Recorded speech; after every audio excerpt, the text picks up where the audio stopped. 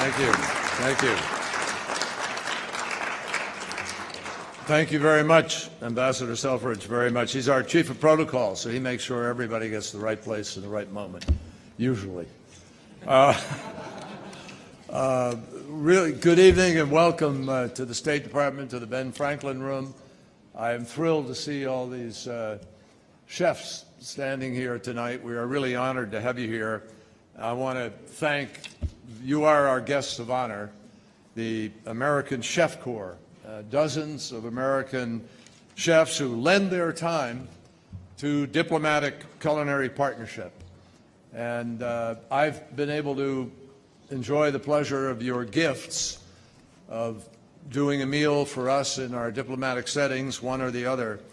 And I want you to know that we are very, very grateful to you for the contribution you make, and I'll say a little more about that in a moment. I love what we're celebrating, food and the ability to do diplomacy in conjunction with food. As a child, the only celebrity chef that I heard of was named Boyardee. And in college, I lived on potato chips and pizza and all the normal stuff. I know Ambassador Selfridge is going to present awards momentarily, and unfortunately, I will have to go to yet another event this evening, and I apologize for that. But I want to congratulate each and every one of the winners. I think we have over 50 tonight, over 50 of the country's top chefs with us. And I will tell you, as somebody who has worked hard to get 28 NATO countries in one room, getting all of you here is a big deal, and everybody joins me in saying thank you for it. We are very appreciative. I want to thank Susan Ungaro and the James Beard Foundation for their partnership, both through the American Chef Corps and also on the USA Pavilion in the Milan Expo. And I'll talk about that in a few moments if I can. I want to thank our co-sponsors for this evening, Mars Incorporated and Chenair Energy. And finally, I want to welcome a lot of members of the Diplomatic Corps, Ambassador from Canada, Ambassador from France, other ambassadors here. If I start leveling out all of them, I'm in trouble, but there's one I'm going to particularly single out. You all will allow me that privilege. It is Ambassador Bisognero of Italy, who will be hosting, obviously, Milan. Claudio, thank you so much for being here tonight. We're happy to have you. I also want you all to welcome and say thank you to an old friend of mine who's taken on the task of being the commissioner to the Milan Expo. And I just swore him in as an ambassador today, and that is our ambassador, Doug Hickey, who's over here, and you all say hello to him.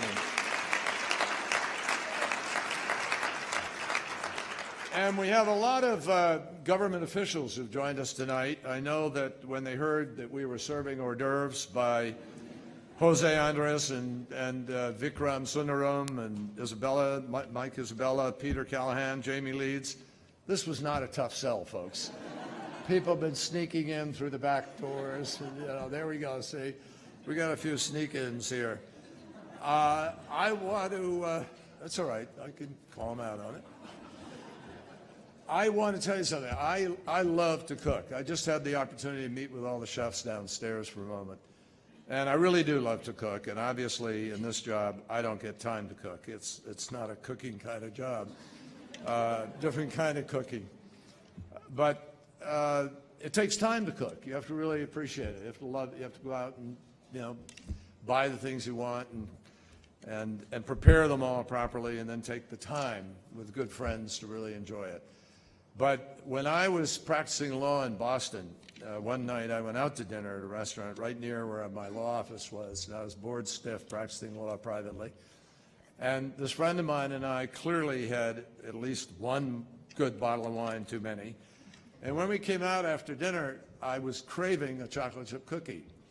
And this has been a craving all my life. Those who know me well know I am a cookie freak. And so we said, wow, there's nowhere in Boston down here where we can buy a great cookie late at night. And I looked over in Faneuil Hall Marketplace, for those of you who know the place, and there was an open stall in there. And so we just sort of decided on the spot. We said, look, we got to open a place where we could get a cookie. This is totally ridiculous. And the next morning, as a board lawyer, I found myself in the office of the Rouse Company from Baltimore in Boston, negotiating for the space. And they said, what do you want to do? And I said, well, I want to bake cookies and sell them. I said, no, we got too much fast food here. We can't do that. And I said, well, what do you want? She said, well, we really want a gourmet establishment. I said, that's exactly what we want. That's where we want to be. We want to be a gourmet establishment. So we're going to do gourmet cookies and great brownies and macaroons and things like that. So literally they were crazy. They signed the deal. I signed the deal. About 2 months later, after I'd ordered my Hobart mixer and all my different accoutrements, a fancy new stove that cooked in a way that you put it in, you saw it come out at the other end. It was marvelous, not unlike those of you who remember David's Cookies in New York. And so I was having these great visions of 40 stores in 40 cities very quickly. And I suddenly realized, you know what? I don't have any menus. I don't have any recipes. We got to find a way to do this quick. So I literally went home, and on my home stove, I started baking as many different chocolate chip versions as I could make, and then learned about the exponential aggrandizement of a recipe as you try to make it work with a big Hobart mixer and make it happen. Lo and behold, we actually came up by cribbing a little bit off the back of the Toll House cookie thing and working very cleverly with molasses and pure Lindt chocolate and the best butter we could find and so on.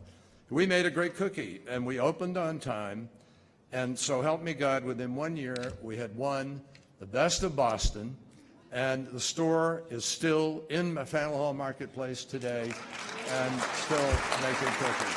So, you know, so I actually know what it's like to rush out of the office and make sure we have enough flour on hand and do all the rest of this. It was great, great fun, and I actually learned an enormous amount, frankly, about small business and part-time employees and health inspectors and paying your taxes and all those good things. There is absolutely something about good food that brings people together, and that's what diplomacy is all about. And I have just returned from my 60th trip as Secretary of State. I'll tell you, on many of those trips, without any question, the meals that I've shared with various foreign counterparts have been often the best part, but invariably they are a critical part of our ability to be able to do business and talk and break bread and break down the barriers and listen to each other and understand culture, history, and really dig underneath all the policy issues. Literally some of the most candid and productive conversations that I have been over a good meal in somebody's country. Last fall, I hosted China's state counselor, Counselor Yang, in Boston for what ended up being a 3-hour lunch at Legal Seafoods. And Roger Berkowitz is here somewhere, the owner of, there he is over there, Legal Seafoods. And we were overlooking Boston Harbor, and we'd spent a full day up there together talking, and we were working through a lot of issues. But it was over this meal, I was able to point out to Boston Harbor and talk about what we'd done to clean up the harbor and how you can take an issue and change it. And we were talking about climate change. That became a foundation for our ability, ultimately, when I went to Beijing, to be able to negotiate with them a landmark deal between China and the United States, the world's 2 largest greenhouse gas emitters. We came to an agreement, and I tell you, Roger, that setting and that meal were critical in helping people to understand the mutual interest that we shared in that. I think people connect in unique and powerful ways over food, and often you can make progress around a dinner table that you can't make around a conference table. A little good wine doesn't hurt either, for those who drink it. The important role that food plays in diplomacy is one of the reasons that we joined with the James Beard Foundation to launch the Diplomatic Culinary Partnership in 2012. And the chefs that we have on board as part of our American Chefs Corps help us share diverse American culinary traditions with the world. And along with our remarkable team here from the State Department, as well as we have White House chefs here tonight also, we're very grateful for what they do every day, day in and out, to help us do this. A couple of weeks ago, one of our chefs, Mike Isabella, who owns and operates some fantastic restaurants here in Washington, prepared an extraordinary meal in honor of the President of Afghanistan and his delegation. Time and again, American chefs volunteer their time and their talent in this endeavor. But the diplomatic culinary partnership is about more than exceptional catering. Our chefs have actually become culinary ambassadors. They host visiting chefs and restaurateurs from places like Algeria, Colombia, the Czech Republic. They travel abroad to bring their expertise to chefs and citizens around the world. And to date, American chefs have visited more than 30 countries in service of this specific partnership. When they travel, they actually wind up doing remarkable things.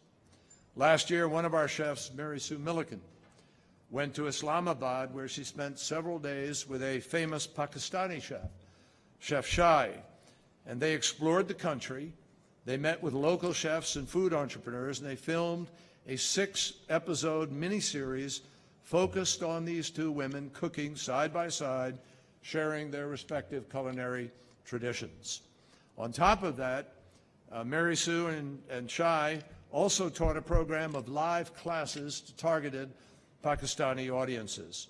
They taught one class, for example, to young mothers who wanted to learn how to cook nutritious food that their kids would actually want to eat.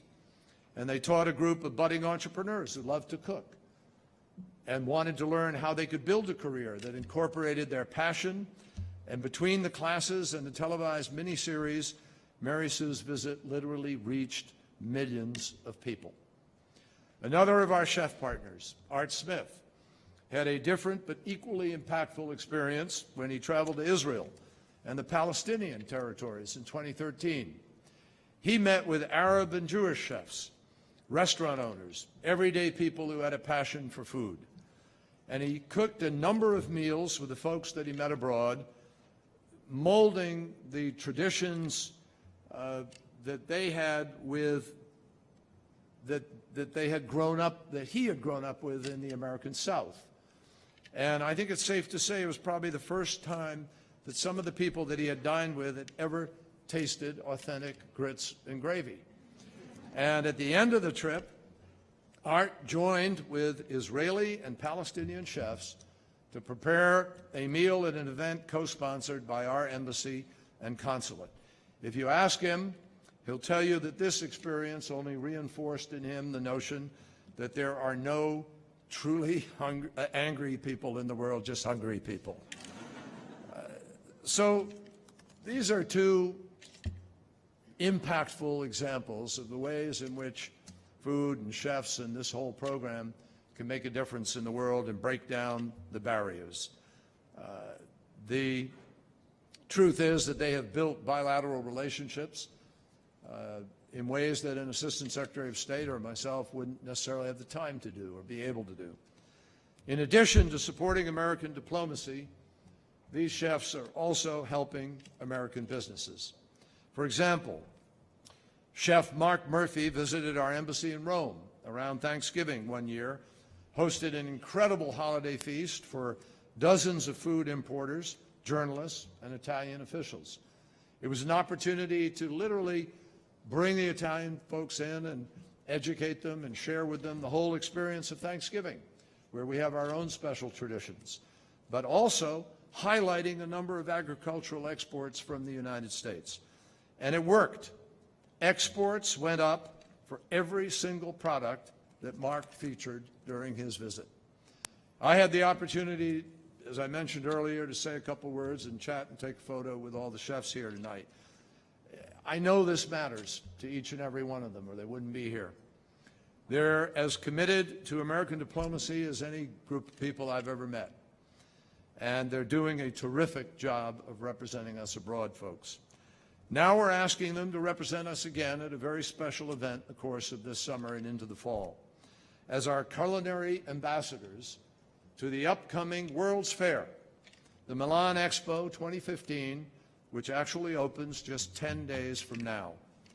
As many of you know, the theme of this year's World's Fair is Feeding the Planet. And we have a remarkable USA pavilion that will help us demonstrate all that we are doing and all that we hope to do in order to find solutions to food security for the 21st century. Food security is going to be greatly challenged by climate change. Crops that grow one place today may not grow there in the future. Water may be scarce. Drought in certain parts of our country is affecting farming, affecting people's choices in their backyard and their ability to have a garden and so forth. By 2050, there will be an expected 9 billion people on this planet. In the not-so-distant future, my friends, global food security is going to be something that demands our attention not then, but now. And I am grateful that our hosts in Milan have decided to make this the focus of this expo. So I want to take this opportunity to thank our USA Pavilion sponsors, some of whom are here tonight. They've made it for us possible for us to be able to prepare many informative, interactive, and interesting exhibits. And we have a spectacular pavilion there, the outside of which, the wall going up to the top, is actually a growing garden or farm space, if you will. We're expecting this pavilion to attract millions of visitors. Already some 2 million tickets have been sold in China. There'll be 10 million or more, I think, sold overall. There'll be more than 20, 25, 30 million people visiting. It will become a major event, a major attraction on a global basis. And we are expecting this to include government leaders, business executives, global experts, and frankly, we could not have done this without all of you. As part of our presence at the Expo, our chefs are going to help us raise awareness about the health qualities and the safety qualities of American food. We're going to showcase American innovation and technology and promote our agricultural products and trade. And everybody involved in our pavilion and our visiting chefs are going to help us explore the future of the global food system and participate in discussions on things as simple as labeling, school lunches, working with others from around the world to figure out ways that chefs can help drive sustainability and help us protect the entire food chain. Now, we are convinced that this cadre of chefs who are going to take part in this, and many of whom are not here tonight, will absolutely raise global awareness about the extraordinary quality of American culinary taste and capacity. And I've reminded you a lot about food and talked a lot about food, and I know that since there's a lot of food within a couple of feet of you, this is risky if I go on much longer. So I want to raise a glass. I don't have an appropriate glass here or whatever. I don't think you do either. I don't see a lot of glasses.